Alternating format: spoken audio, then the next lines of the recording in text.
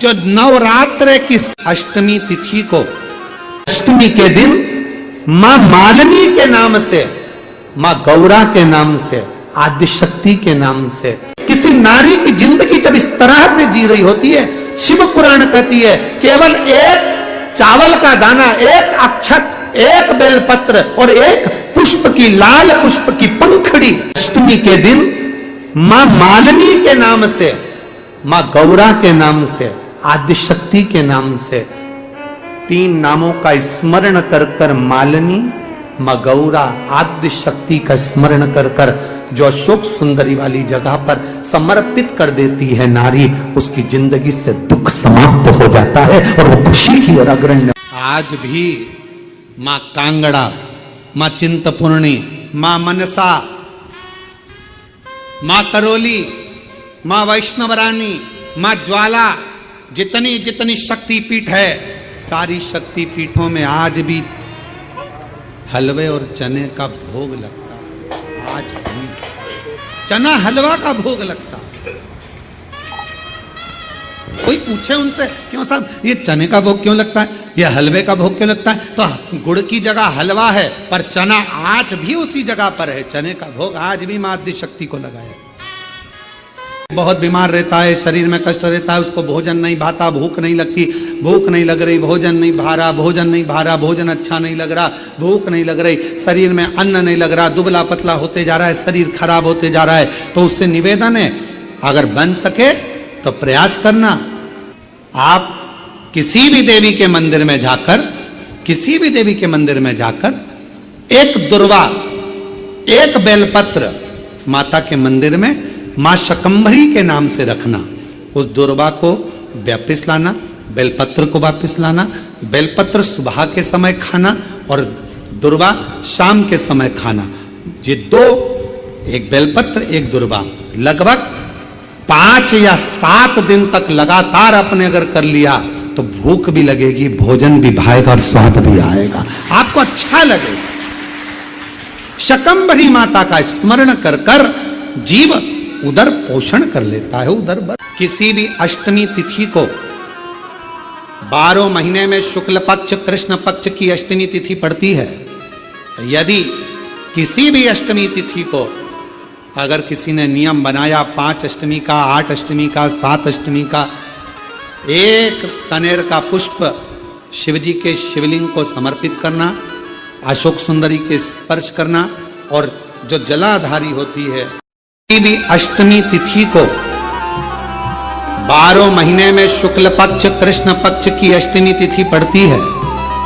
यदि किसी भी अष्टमी तिथि को अगर किसी ने नियम बनाया 5 अष्टमी का, 8 अष्टमी का, 7 अष्टमी का, एक कनेर का पुष्प शिवजी के शिवलिंग को समर्पित करना, अशोक सुंदरी के स्पर्श करना, और जो जलाधारी होती है, जैसे ये शिवलिंग है, ये जलाधारी है, तो पहले शिवलिंग पर स्पर्श, फिर अशोक सुंदरी का स्पर्श, फिर जलाधारी पर कनेर का पुष्प शिव जी की ओर मुख कर कर, अर्थात जैसे मानो ये कनेर का पुष्प है तो ऐसा शिवलिंग का स्पर्श करते हुए जलाधारी पर जो समर्पित करता है, भगवान शंकर उसके मन की कामना को पूर्ण जरूर करते हैं। एक कनेर का वो आद्य शक्ति है, वो दुर्गा, वो भवानी, वो अष्ट भुजाधात्री, जो नवरात्र की साधना करता है, जो मांगता है वो दुर्गा वो दे देती है। अष्टमी तिथि आए, बहुत समय से लगन देख रहे हो, शादी नहीं हो रही, बहुत समय से परेशान हो गए कि विवाह ही नहीं हो रहा, हम तो टेंशन में पड़ गए, लड़की 28 साल 30 साल का लड़का हो गया, विवाह नहीं हो रहा, कुछ मत करो। अष्टमी तिथि आए तो अशोक सुंदरी वाली जो जगह है वहां पर हल्दी की 7 बिंदियां लगा दो, लड़का लड़की का हाथ उस बिंदी पर रखवा दो, उसका नाम गोत्र बोलो, उसी हल्दी में उसके हाथ पीला करवा दो, और पीपल के पेड़ पर उस हाथ के 5 छापे पड़वा दो। 3 महीने में विवाह पक्का हो जाता है। 3 बार ताली बजाने वालों के भी भर देता भंडार, एक बार शिखर का दर्शन करने वाले को शिखर पर पहुंचा देता है मेरा भोलेनाथ। इतना दयालु है, इतना कृपालु। अष्टमी पर एक बेलपत्र, 3 अष्टमी पत्र। आप कभी दिल से, कभी मौका मिले हृदय से अशोक सुंदरी वाली जगह का स्पर्श कर कर भगवान शंकर के शिवलिंग पर एक बार समर्पित कर कर देखना, और दूसरे वर्ष इंतजार करना कि तुम अष्टमी के दिन बाबा को शमी पत्र बेलपत्र दिया था, क्या बाबा ने तेरे घर में धन और वैभव दिया कि नहीं दिया। जो स्थिति में गाड़ी चल रही थी वो स्थिति की गाड़ी तेरी पार हुई कि ना। पूछो कि नवरात्र में कन्या भोज क्यों कराते हो। दुनिया वालों से पूछो कि नवरात्र में बेटियों को क्यों ढूंढने जाते हो। पूछो कि नवरात्र की अष्टमी और नवमी पर कन्या का पूजन क्यों करते हो। क्योंकि दुनिया वालों को ये मालूम पड़ना चाहिए कि देवी भागवत में लिखा है, एक कन्या एक बेटी जब किसी के घर में मुख झूठा करती है, एक बेटी एक कन्या जब किसी के घर में भोजन करती है तो उसके भंडारे कभी खाली नहीं रहते, इसलिए कन्या पूजन किया जाता है। यदि अपने घर में रहकर अपने दुखड़ों को रोते रहोगे तो तुम्हारा दुख समाप्त होने वाला नहीं है। क्यों? भगवान प्रतिदिन अपने घर के बाहर सुख को, लक्ष्मी को, संपदा को, वैभव को, नंदी को रोज भेजते हैं। और हमारे घर में हम अगर पुराने दुखड़ों को रोज रोएंगे तो हमारा सुख हमारे घर में कभी प्रवेश नहीं करता और दुख जिंदगी भर बना ही रहता। अपने दुखड़ों को रोना बंद करो, परमात्मा का भजन करो, अच्छा सोचो, अच्छा विचार करो। मुझे मालूम है मेरा शंकर भगवान अच्छा कर देगा, मेरा शिव जी मेरी झोली भर देगा, मेरा भोले बाबा मेरे पर करुणा करेगा, मेरा शंकर भगवान मुझ पर दया करेगा। अच्छा सोचिए। घर में कोई त्योहार हो, घर में कोई उत्सव हो, घर में कोई फंक्शन हो, पूजन हुआ, उसके तुरंत बाद झाड़ू नहीं लगती ना, घर की पूरी संपदा बाहर निकल जाती। जब कोई कन्या, पुरुष, कोई स्त्री अपने घर में आकर मुख झूठा करता है तो उसके तुरंत बाद झाड़ू नहीं लगाई जाती, वरना घर की पूरी संपदा बाहर निकल जाती। स्कंद पुराण कहती है महाराज कि भगवान नारायण स्वयं इस जड़ के नीचे अपना विश्राम करते हैं। महाराज इस जड़ के नीचे प्रयास करा करो। एक चुटकी हल्दी, कितनी? मात्र एक चुटकी हल्दी आंवले के वृक्ष के नीचे भगवान हरि हर महादेव के नाम से रखकर उस पर पूर्व मुख कर कर, पूर्व की ओर मुख कर कर जल समर्पित करना प्रारंभ कर दीजिए। आप अगर प्रयास करेंगे अष्टमी की अष्टमी, और हमने पहले भी कथा में कहा है, ध्यान लगाकर सुनिएंगे तो स्मरण में रहेगा, पराया धन और पराई स्त्री एक दिन व्यक्ति को बर्बाद कर देंगे। पराया धन और पराई स्त्री एक दिन बर्बादी के सिरे पर ले जाकर छोड़ दे। थोड़ा स्मरण में रखिए, आपको स्मरण में रहिए। करोड़ों का किसी का धन पड़ा हो ना, किसी का वैभव पड़ा हो, करोड़ों की दौलत पड़ी हो ना, वो किसी काम की नहीं। अगर आपकी है तो आप स्वीकार करिए।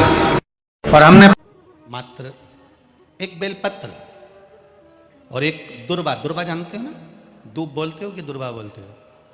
हाँ, दुर्वा बोलते ना, हरा कलर की। एक दुर्वा और एक बेलपत्र। प्रयास करना जिंदगी में एक बार, जिन बेटा बेटी का मंगल विवाह नहीं हुआ हो और जिसको लगता है कि भगवान शादी हो तो ऐसी जगह हो जहां हमारा आदर हो, सम्मान हो, सत्कार हो, जहां लोग हमारा आदर करें, सम्मान करें, सत्कार करें, ऐसी जगह विवाह हो जहां आदर सम्मान मिले। एक दुर्वा, एक बेलपत्र।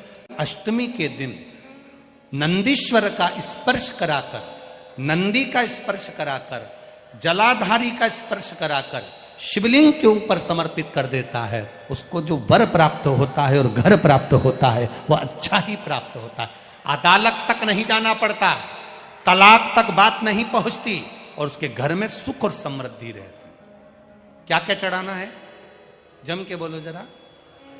एक दुर्वा और एक बेलपत्र। जब किसी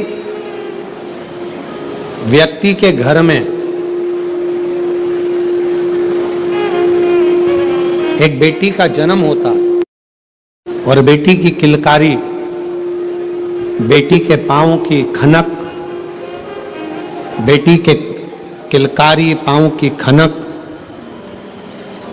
बेटी के चरण जब किसी के घर के अंदर आते हैं और यदि शिव कृपा से, भगवान की करुणा से, भगवान की दया से माता पिता उस बेटी की परवरिश कर कर उसका कन्यादान अगर कर देते हैं तो उस माता पिता का भी अगला जन्म नहीं होता, वो इस जन्म और मृत्यु के प्रपंच से छूट गए। अब इससे सरल क्या हो सकता है, जरा विचार करिएगा, जरा बहुत सावधानी से इस कथा का स्मरण करिएगा, बहुत ध्यान से सुनिएगा कि बड़े बड़े तपस्वी तप करने जा रहे हैं, साधना वाले साधना करने जा रहे हैं, उपासना वाले उपासना करने जा रहे हैं, व्रत वालों ने व्रत रखा, साधना वालों ने साधना करी, तपस्या वालों ने तपस्या करी, और कंदराओं में बैठकर कोई संत बन गया, कोई साधु बन गया, कोई तपस्वी बन गया, कोई साधक बन गया, कोई उपासक बन गया। किस लिए? कि हम जन्म और मरण के प्रपंच से छूट जाएं। पर शंकर भगवान ने माता पार्वती की साक्षी में कात्यायन ऋषि से कहा कि जब किसी गृहस्थी के घर में एक बेटी का जन्म होता है और उस बेटी की परवरिश जब माता पिता करते हैं, बेटी के किलकारी जिसके घर में गूंजती है और बेटी के चरण जिसके घर में पड़ते हैं, और बेटी का जब कन्यादान होता है तब माता पिता फिर कोई जन्म नहीं लेते, वो माता पिता परमात्मा की शरणागति का सुख भोगते। अब इसमें सबसे ज्यादा जरूरी चीज कौन सी है? एक बहुत ध्यान देने वाला विषय है, थोड़ा ध्यान दीजिएगा। दक्ष प्रजापति के घर में 60 कन्याओं का जन्म हुआ। उसके बाद दक्ष प्रजापति भगवान से कह रहे हैं, देवी जी से कह रहे हैं, मां मेरे घर में एक लड़की और देना, एक बेटी और चाहिए मुझे। जगत जननी दुर्गा कहती है कि तेरे घर में बेटी कहां से आएगी, मैं खुद तेरे घर में बेटी बनकर जन्म लूंगी। सती आई। दक्ष प्रजापति ने शंकर जी का अपमान करा, दक्ष प्रजापति ने देवताओं का अपमान करा, दक्ष प्रजापति ने अपशब्द कहे, दक्ष प्रजापति ने गाली दी, दक्ष प्रजापति ने ताना दिया, दक्ष प्रजापति ने आड़ा टेढ़ा बहुत सारी बातें कही। अब दक्ष प्रजापति को तो नरक जाना था,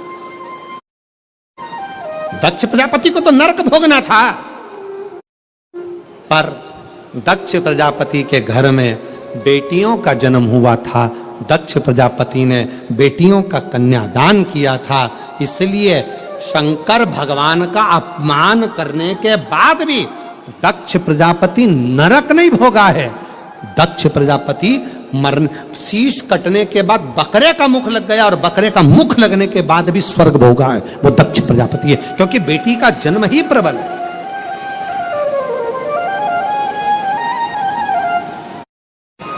सुखी वो नहीं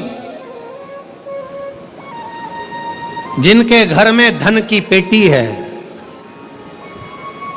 सुखी वो नहीं जिनके घर में धन की पेटी है, सुखी वो हैं जिनके घर में मुस्कुराती बहू और बेटी है, जिनके घर की बहुओं के चेहरे पर प्रसन्नता हो, जिनके घर की बेटियों के चेहरे पर मुस्कुराहट हो। समझ लेना कि उस घर में भले धन ना हो पर वो शंकर की कृपा उसके घर में सदा बनी हुई है, सदा।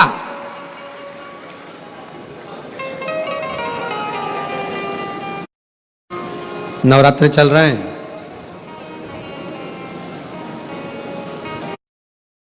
मां जगत जननी जगदम्बा से प्रार्थना करा करो कि तू मेरे घर में एक बार जरूर आना। मां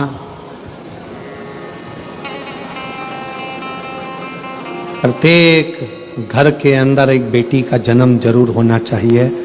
मां और बाप को दूसरा जन्म नहीं लेना पड़ेगा, वो भगवान शंकर के धाम में खूब आनंद के साथ कैलाश पर बैकुंठ में स्वर्ग के सिंहासन पर बैठेगा। स्वर्ग से जोड़कर, हाथ जोड़कर भगवान शिव से अपने पुत्रों के सामने, अपने बच्चों के सामने स्तुति कर शंकर भगवान से कहा, आपने मेरा नाम ब्रह्मावती रख दिया, आप ब्रह्मवान बन गए, मैं कुछ देर के लिए वेदव्य के रूप में आ गई। पर शिव जी से पूछा कि फिर आप मुझे वापस कैसे प्राप्त हो गए, मुझे कैसे?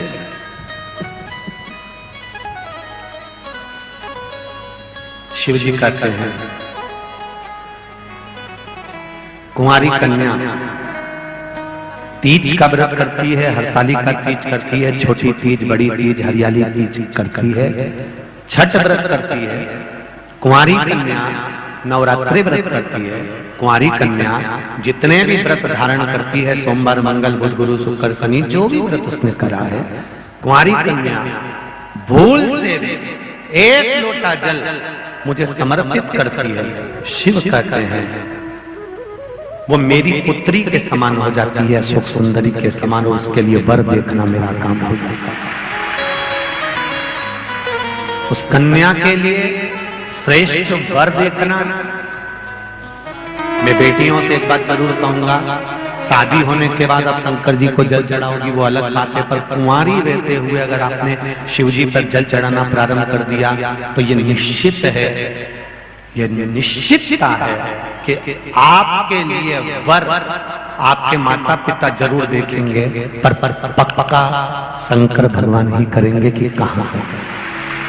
कुमार्य अवस्था की भी माताओं से निवेदन है, कुमार्य अवस्था में रहने वाली जो बेटियां हैं, जो विवाह के लायक हैं, उनसे भी कहेंगे बेटा काम करो, मना नहीं है, पर पहले सुबह का एक बार स्नान जरूर करो। इसके बाद फिर भले शाम को काम करने के बाद अगर कपड़े गंदे हो जाए, मुख आदि गंदा हो जाए, फिर नहा लेना, मना नहीं, पर एक बार का सुबह का स्नान बहुत जरूरी है, बहुत जरूरी।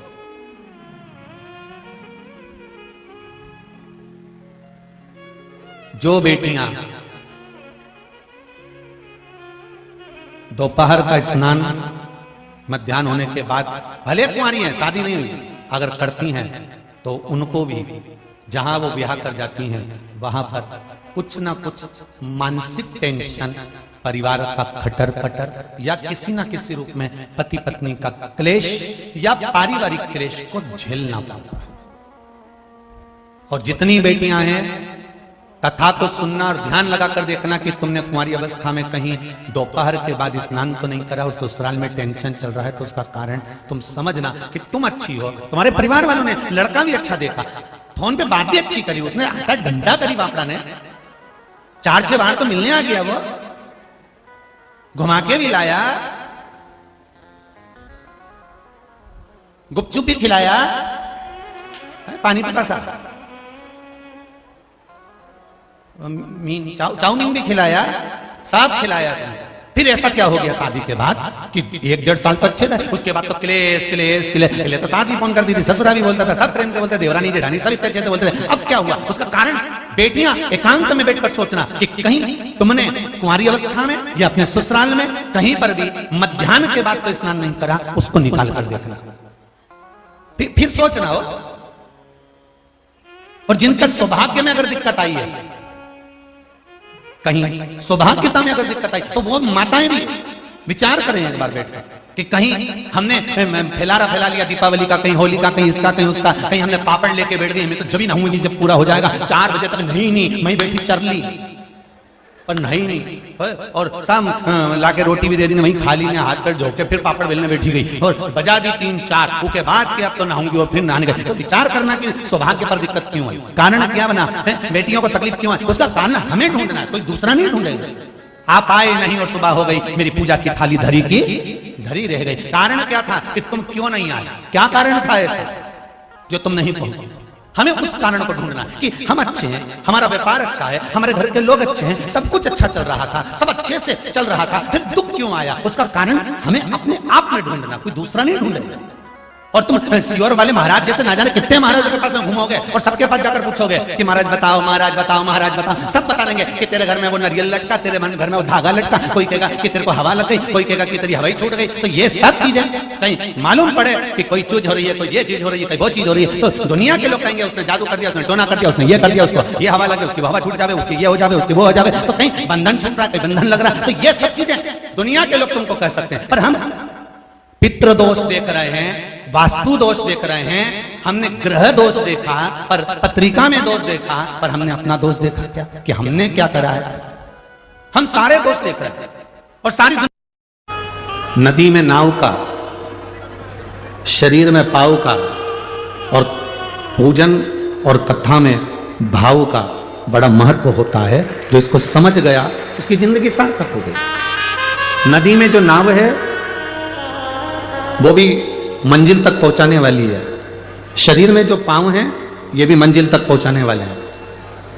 और हृदय में जो कथा के प्रति या भगवान के प्रति पूजन के प्रति जो भाव है ये भी मंजिल तक पहुंचाने वाले हैं। इन तीनों का काम एक जैसा है। नाव भी आपको मंजिल तक लेकर जा रही है। वो नाव हमको सिखाती है, एक लोहे का टुकड़ा पानी में पटकोगे वो डूब जाएगा, एक लोहे की कील पानी में पटकोगे वो डूब जाएगी। पर वो लोहे की कील जब लकड़ी में ठोक दी जाती है, वो लोहे की कील जब लकड़ी में ठोकी जाती है और लकड़ी में ठोकने के बाद वो लोहे की कील भी नाव बनकर उस लकड़ी के साथ मंजिल तक पहुंच जाती है। यह हमारा शास्त्र कहता है, लोहे की कील को वैसे ही पानी में छोड़ोगे तो डूबेगी, लोहे के कीले को पानी में छोड़ोगे तो वो डूब जाएगा। पर वो लोहे का कीला अगर लकड़ी में ठोक दिया जाए तो वो बहता बहता मंजिल तक पार उतर जाएगा। उसी तरह हम भी एक लोहे की कील की तरह हैं। अगर शिव महापुराण की इस लकड़ी में, शिव महापुराण की चंदन की संविधा में अगर हम अच्छे से ठुक गए, अपने मन को अच्छे से लगा लिया, तो समझ लेना कि हम भी मंजिल तक पहुंच गए, पार उतर गए।